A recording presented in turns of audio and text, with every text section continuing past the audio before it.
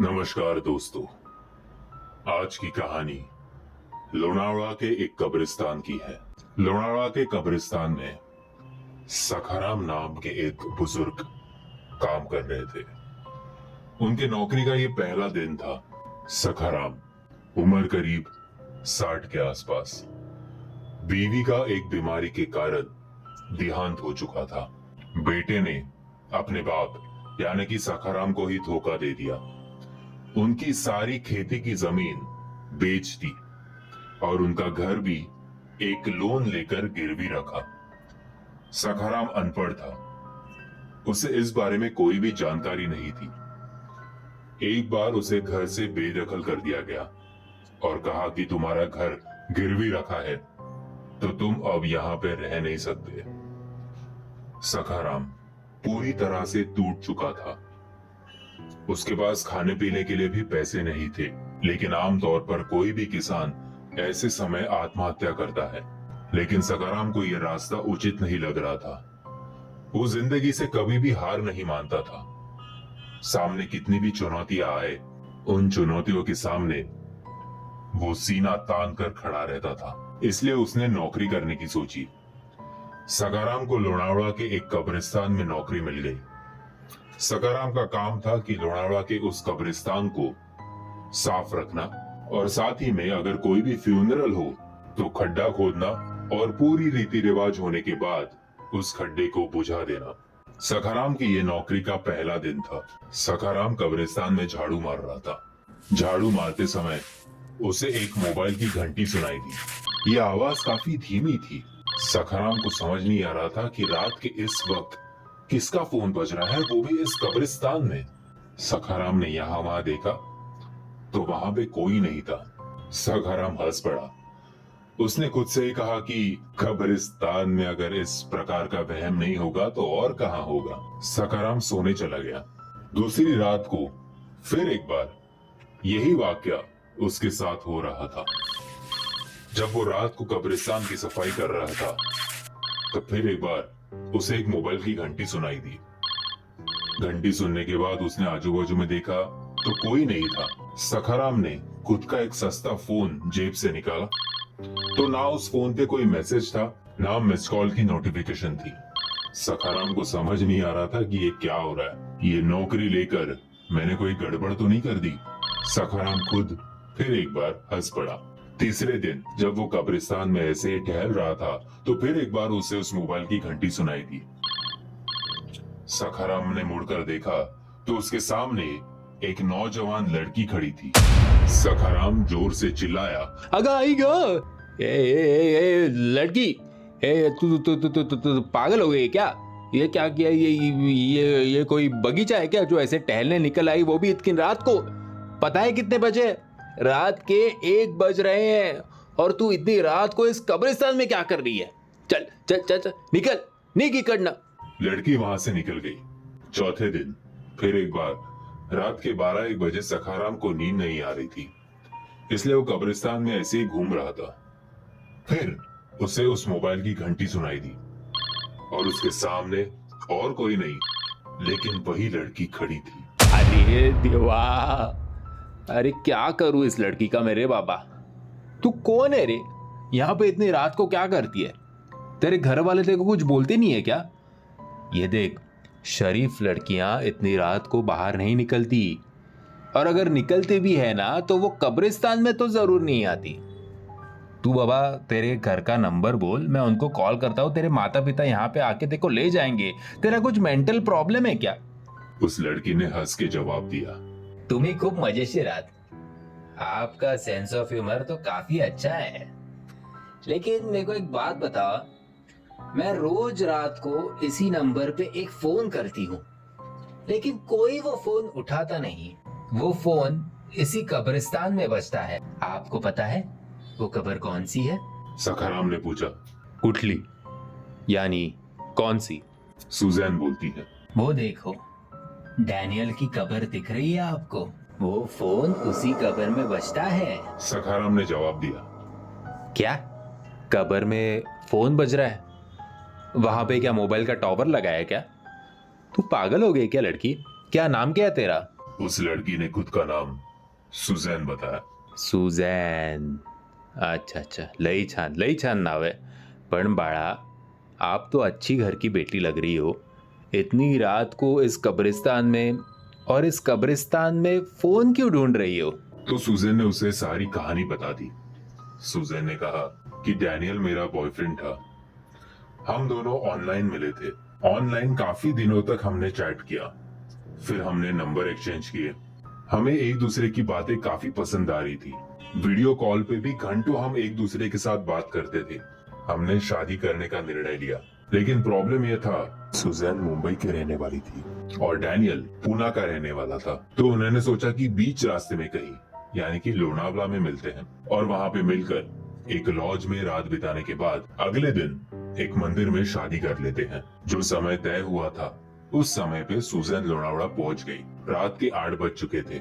Suzanne ने काफी इंतजार किया। 8 के 8:30 हो गए, फिर 9, 9:30, 10। डैनियल का कोई अता पता नहीं था। सुजैन डैनियल का नंबर ट्राई कर रही थी तो उसका फोन स्विच ऑफ आ रहा था। सुजैन को लगा कि ये ऑनलाइन फ्रेंडशिप करके, उसके बाद ऑनलाइन प्यार करके उसने काफी बड़ी गलती की है। घर वालों को उसने धोखा दिया है। सुजैन वापस गाड़ी से अपने घर निकल गई। अगले दिन वो न्यूज में पढ़ती है कि डैनियल नाम के एक लड़के के साथ बलात्कार हुआ है। जी हाँ दोस्तों, आज के इस युग में आप जानते ही होंगे कि रात के समय जितनी लड़कियां सुरक्षित नहीं होती, उतने ही असुरक्षित आजकल मर्द भी होते हैं। डैनियल पूना से लोनावला आ ही रहा था। बीच में उसने चाय पीने की सोची। वो ढाबा काफी सुनसान था। जिस ढाबे में वो चाय पीने के लिए रुका, वहां पे कुछ 3-4 बंदे ऐसे आए थे जिन्हें औरतें नहीं, मर्द पसंद थे। उन्होंने डैनियल को टारगेट किया। डैनियल को टारगेट करने के बाद जब डैनियल अपनी गाड़ी की तरफ बढ़ रहा था, तभी इन चारों ने मिलकर डैनियल को उसकी खुद की गाड़ी में पकड़ लिया। डैनियल को पकड़ने के बाद उन चारों में से एक जन ड्राइविंग करके गाड़ी को किसी सुनसान जगह पर ले गया और डैनियल के साथ जानवरों जैसा बर्ताव किया। इस हादसे का डैनियल के मानसिक संतुलन पे बहुत असर पड़ चुका था। डैनियल पूरी तरह से जख्मी होकर उसी सुनसान एरिया में पड़ा हुआ था और यहाँ पे सुजैन जो है वो लोनावला में डैनियल का इंतजार करती रही। लेकिन जैसे ही सुजैन को ये बात पता चली, उसने डैनियल की खोज करने की सोची। अब उसे पता था कि डैनियल पूना का रहने वाला है। प्यार का इम्तिहान देखिए। पूरे 4 हफ्तों तक घर वालों से कुछ ना कुछ बहाना करके सुजैन डैनियल को खोजने लगी। 4 हफ्तों के प्रयास के बाद उसे डैनियल के बारे में पता चला। तो उसे पता चला कि डैनियल पूना के एक मेंटल असाइलम में है। सुजैन उसे मिलने वहां पहुंची तो डैनियल की अवस्था काफी खराब थी। वो अपने दोनों पैरों पर ठीक तरह से चल भी नहीं पा रहा था। सुजैन ने डैनियल से बात करने की कोशिश की, लेकिन डैनियल को कुछ भी याद नहीं आ रहा था। सुजैन ने डॉक्टर को पूछा तो डॉक्टर ने कहा कि इस हादसे का काफी गहरा असर डैनियल पे पड़ा है, इसलिए उसे कुछ याद नहीं आ रहा। उसकी मेमोरी पूरी तरह से जा चुकी है। सुजैन ने अपने चैट्स, वीडियो कॉल्स के कुछ स्क्रीनशॉट्स डैनियल के सामने रखे।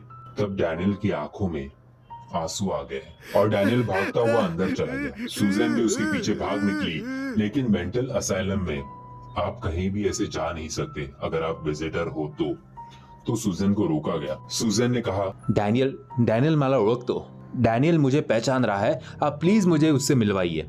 जैसे ही वो स्टाफ वाले डैनियल की खोज में निकले कि डैनियल कहाँ भाग पड़ा है, तो उन्हें इस बात का एहसास हुआ कि डैनियल ने 5वें माले से छलांग मार दी है और डैनियल मर चुका है। डैनियल के अंतिम संस्कार के समय सुजैन भी आई थी। सुजैन ने अपना एक फोन डैनियल की कब्र में रख दिया था और डैनियल के घर वालों से कहा था कि हम दोनों एक दूसरे से काफी प्यार करते थे और डैनियल मुझसे शादी करना चाहता था। अब डैनियल मुझसे शादी नहीं कर सकता तो मैं एटलीस्ट मेरी एक मेमोरी डैनियल के साथ इस कब्र में दफन करना चाहती हूँ। घर वालों ने भी इस बात से कोई इनकार नहीं किया। डैनियल का मोबाइल उसके कब्र में उसी के साथ दफना दिया। तब से लेके आज तक सुजैन हमेशा डैनियल को कॉल करती है और उसका ये कहना था कि डैनियल भी उससे बात करता है। लेकिन पिछले कुछ दिनों से डैनियल फोन नहीं उठा रहा, इसलिए वो खुद इस बार कब्रिस्तान में चेक करने आई है कि डैनियल को क्या हुआ है। क्या वो मुझसे किसी बात पे नाराज है कि वो मेरा फोन नहीं उठा रहा? इसीलिए सुजैन आज इस कब्रिस्तान में आई है। ये सारी बातें सुन के सखाराम हंस पड़ा। तुम बिल्कुल सही कह रही हो रे बाबा, ऐसे ही होता है। अब मेरे को देखो, मैं खुद जो है वो डैनियल के बाजू में ही मेरी कब्र है, लेकिन मेरे को उधर बोर हो रहा था तो मैं भी वहां से निकलकर थोड़ा टहलने निकल पड़ा। जब सुजैन को समझा कि उसके बातों को सीरियसली सखाराम नहीं ले रहा, तब सुजैन ने सखाराम के कॉलर पकड़कर उसे जोर से जमीन पे पटक दिया और कहा, क्या तुम्हें लगता है कि मैं पागल हूँ? डैनियल मेरा फोन नहीं उठाता, मुझसे बात नहीं करता। एक काम करो, अभी मैं डैनियल को कॉल करती हूँ और देखो डैनियल मेरा फोन उठाता है कि नहीं। सखाराम बोला, अरे बाबा तू जरा वेड़ी है इसका ग। अब मैं तुम पे हाथ उठाऊंगा तो अच्छा नहीं लगेगा। तू तू तू पहले मेरी कॉलर छोड़। नहीं, बिल्कुल नहीं। आप पहले डैनियल से बात कीजिए। सुजैन ने डैनियल को कॉल किया। डैनियल ने इस बार सुजैन का फोन उठाया। सुजैन खुश हो गई। सखाराम बहू ये देखो, ये देखो, ये देखो, डैनियल ने मेरा फोन उठा लिया। उससे बात करो, बात करो। जैसे ही सखाराम ने फोन अपने कानों पे रखा तो सामने उसे ये आवाज सुनाई दी। The number you are calling is currently switched off. Sakharam बोला, ये भाई पागल के अस्पताल में एडमिट हो जा। तेरा अभी कुछ दिमागी संतुलन मेरे को ठीक नहीं लग रहा है बाबा। एक तो वैसे मैं कब्रिस्तान में काम कर रहा हूँ, ऊपर से ऐसे सब बातें बोल के मेरी जान लेगी क्या? 60 साल का आदमी हूँ मैं। प्लीज मेरे को माफ कर दे। मेरे को अभी एक खड्डा खोदना है। अगले फ्यूनरल का बुकिंग हुआ है, बस कुछ ही समय में वो लोग आ जाएंगे। सुजैन ने कहा, ठीक है, कर लो कर लो, खड्डा खोदो बाबा, आपकी रोजी रोटी है ना उस पे। लेकिन जो फ्यूनरल आने वाला है वो एक लड़की है, और उस लड़की का चेहरा ध्यान से देखना। और एक काम करना, वो फ्यूनरल आने में अभी भी आधा घंटा बचा है। डैनियल की कब्र के पास जाओ और डैनियल से कहना कि जिन 4 जनों ने उसके साथ जानवरों जैसा बर्ताव किया, मैंने उनको खत्म कर दिया है। लेकिन उस फ्यूनरल में पड़ी डेड बॉडी का चेहरा देखना मत भूलना। ऐसे करके वो वहां से गायब हो गई। सखाराम को कुछ समझ नहीं आ रहा था कि ये क्या हो रहा है। फ्यूनरल के आने का वक्त हो गया। सखाराम ने जैसे उस डेड बॉडी को देखा तो उसके पैरों तले से जमीन खिसक गई। ये सुजैन की ही डेड बॉडी थी, और इतने समय जो सखाराम के साथ बात कर रही थी वो और कोई नहीं लेकिन सुजैन ही थी। ये देखकर सखाराम को हार्ट अटैक आ गया और सखाराम ने वहीं पर अपने प्राण छोड़ दिए। दोस्तों, इस कहानी से हमें एक चीज मालूम होती है कि अगर किसी को सच्चे दिल से प्यार करो तो ना केवल जीते जी, लेकिन मरने के बाद भी अपने प्यार के लिए कोई किसी भी हद तक जा सकता है। अगर आप कभी लोनावड़ा के उस कब्रिस्तान में गए तो याद से डैनियल और सुजैन की कब्र के पास जाकर प्रेयर करना मत भूलना। और हाँ, उस कब्र के पास अपना मोबाइल साइलेंट मोड पे रखना, नहीं तो डैनियल और सुजैन का मैसेज आपके फोन पे भी आ सकता है।